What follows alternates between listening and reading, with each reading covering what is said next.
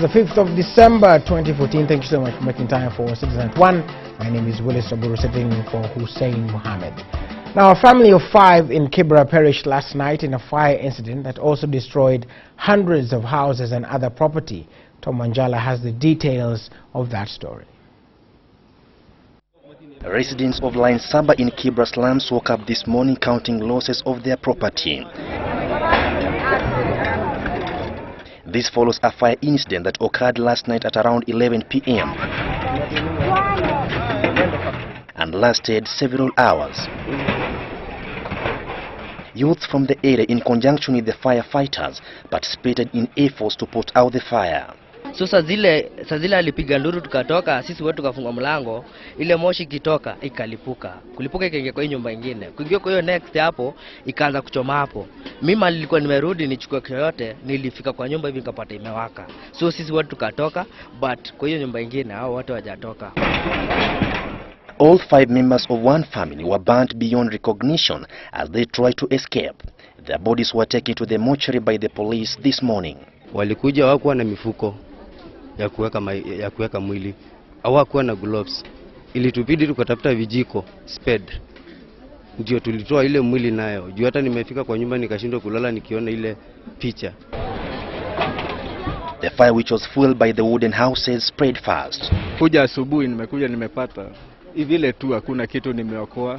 Ile niko nayo kwa mwili ndio nguo ile niko nayo. Hakuna kitu yoyote nimeokoa, hii ndio nguo ile iko kwa mwili. Sina kitu yoyote sasa. Najaribu kuangalia document, lakini nilikuwa nimeacha license yangu hapa, license ndio nimepata peke yake. The cause of the fire is yet to be established. This is not the first time such a tragedy is experienced here in KIBERA slums, and now residents are calling on the government to intervene and come up with proactive measures rather than reactive measures to solve their problems.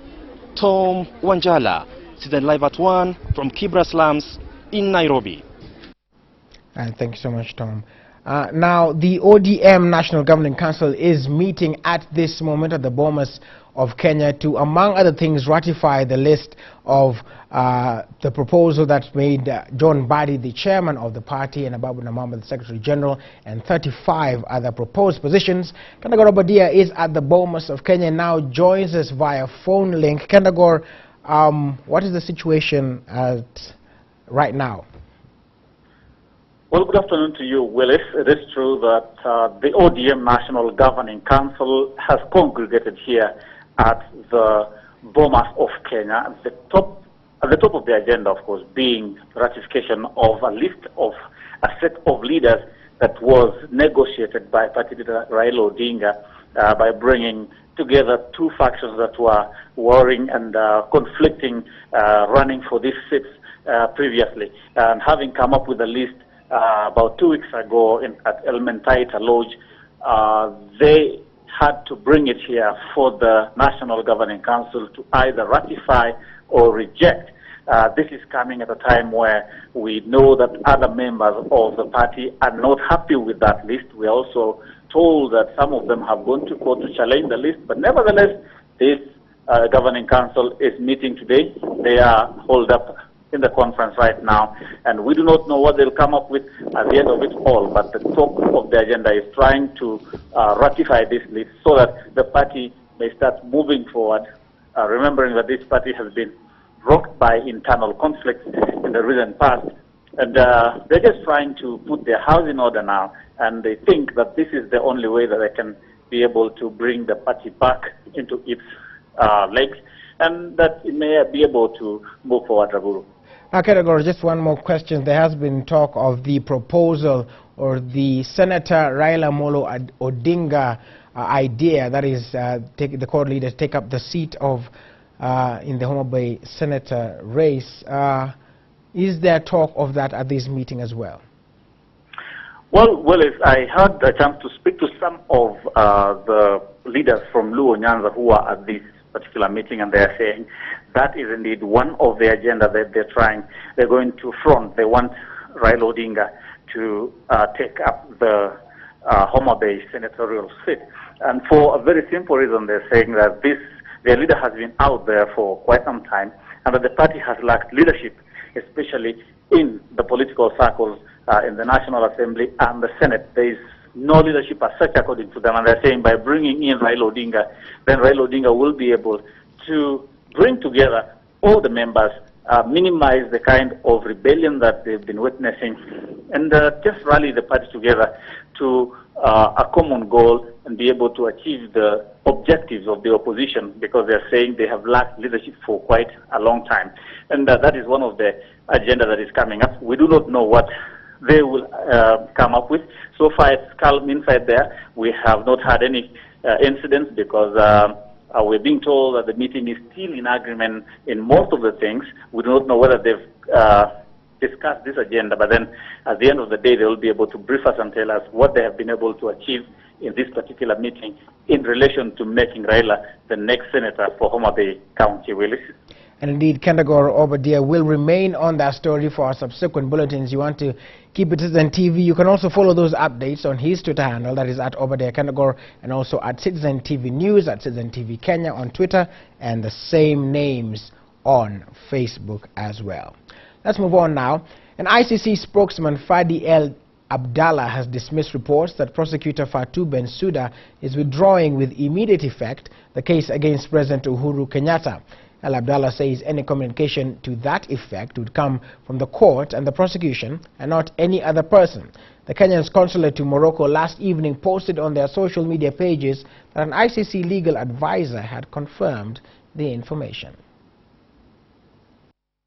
Anxiety is mounting even as time continues to run out for the prosecutor of the ICC to indicate to the judges assigned President Kenyatta's case whether she has received additional evidence sufficient to meet the evidentiary thresholds for the case to begin or withdraw the charges altogether. Ultimately, it is a balancing act. The scales of justice have to come down, one side or the other. A post by the Kenyan consulate in Morocco on both the Twitter handle and Facebook page stated that a Kenyan delegation from Parliament and the Senate who attended the 8th Consultative Assembly for Parliamentarians for ICC got a confirmation from Rod Ruston, a legal advisor for the ICC, that, and I quote, "The prosecution is filing a withdrawal of the case against President Kenyatta immediately," end of quote. This, according to the post, came after Senator Kimani Wamatangi asked the legal advisor why the ICC is continuing with Kenyan cases without sufficient evidence. However, speaking to Citizen TV on phone, the ICC spokesman Fadi El Abdallah says that he has no such information. Abdallah says that he is not aware that the prosecution is withdrawing the case against President Kenyatta, and if that was the case, then the ICC would use its official communication channels to do so. That is, that the information would be circulated through the official website and mailing lists to parties involved and the media. Separately, ICC Outreach Coordinator to Kenya and Uganda, Maria Kamara, stressed that the ICC is the only official channel for that kind of communication to the public. The case is at a critical juncture. Bensouda has until Wednesday to respond to the judge's ultimatum. Samuel Ramtu, Citizen Live at 1. Now to a rather interesting story here. An 80-year-old retired teacher who dug his grave 35 years ago has urged the government to save his land in Mathira from his son, Stanley Morioki Njuki, who hails from Kangoto village in Mathira in Nyeri County, says that one of his sons lied to him 4 years ago that he would take care of him after he lost his wife, but instead started selling his land piece after piece. Njuki believed that his son would take care of him in his old age, only to later learn that all his land documents were missing. My wife died in March 2010. After her death, my son, Philip Njuki, started selling my pieces of land without my consent or my family's consent. Another of his sons, Charles Kahariri, who resigned from his job to care for the elderly man, said that their efforts to seek assistance from various government officers, including the police, were futile. Wakati ameniita, kaniambia vile mashamba imeenda, kaniambia wewe usije bali tena. Lakini sasa tulijaribu kufuata hii mashamba. Shamba moja ilikuwa 102 ilikuwa eka 2.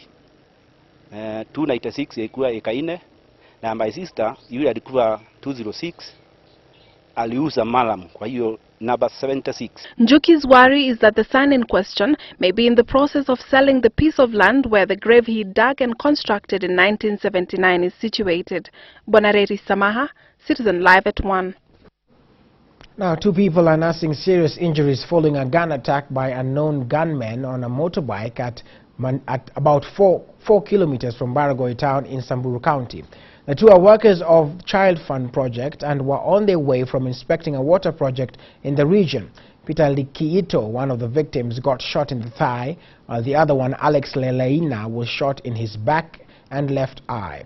Residents came to their rescue and took them to Baragoi Sub-County Hospital, from where they have been referred to Samburu County and Referral Hospital at Maralal Town for further treatment this morning.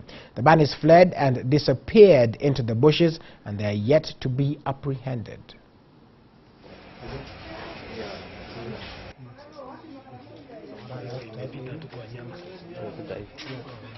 He managed to run to Bendera village. And he called for guys to come and rescue me. Me, I could not run. I just ran a few meters, and then I decided to enter into the bush to hide myself. Now, police in Nyandarua have impounded tens of bags of contraband sugar and other goods worth over 500,000 shillings that were being distributed to retail shops within Nyahururu and Mailina towns. Now, according to the Nyandarua North OCPD, Benjamin Onsongo, police acting on a tip-off from members of the public trailed a lorry believed to be carrying the sugar meant for export. He said an ambush was laid within Mailina Trading Center where the consignment was impounded. The truck driver, the loaders, are said to have managed to escape after they realized they had been cornered during the incident.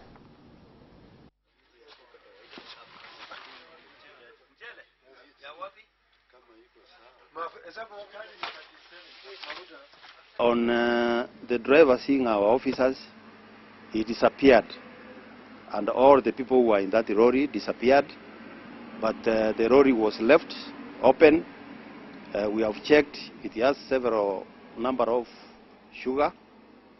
We are going to investigate and know exactly where it was meant, where it is coming from.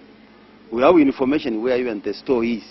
We are going to follow all the leads until we get exactly where this sugar is coming from and actually who are the perpetrators of the sugar. All will be arrested and be brought to the book. Now, persons living with disability in Nandi County now want the county government to embark on an empowerment program so as to improve their livelihoods. The persons also asked the county government to construct disability-friendly buildings to enable them access services. Mbaruk Malimu reports.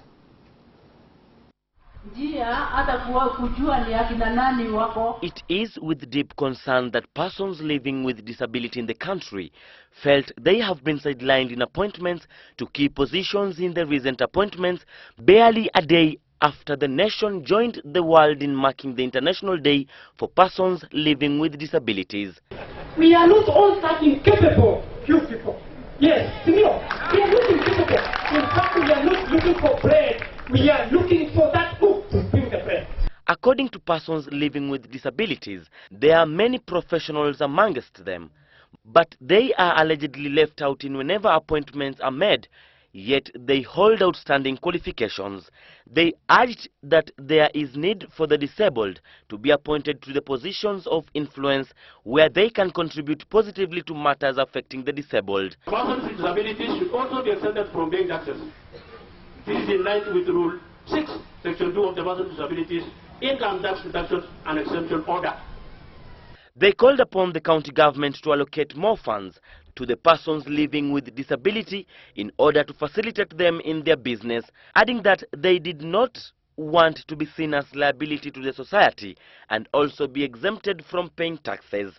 In a quick rejoinder, the Nandi County Governor, Dr. Cleophas Lagat, said that he will lead in the establishment of Nandi County Disability Council, tasked with empowering disabled persons through investment.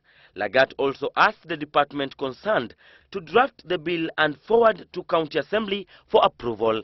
It is my undertaking, and I'm asking the department concerned to draft the bill to go to County Assembly for approval so that we have an investment for people living with disability. He further noted that his government will set aside land for people living with disabilities to pursue their businesses. Mbaruk Mwalimu, Citizen Live at 1. Now, Malindi Sub-County Assistant County Commissioner Elizabeth Nginge says the security structures in Kenya need to be overhauled and a new outfit with a central commanding voice be formed so that the insecurity challenges facing the country can be addressed.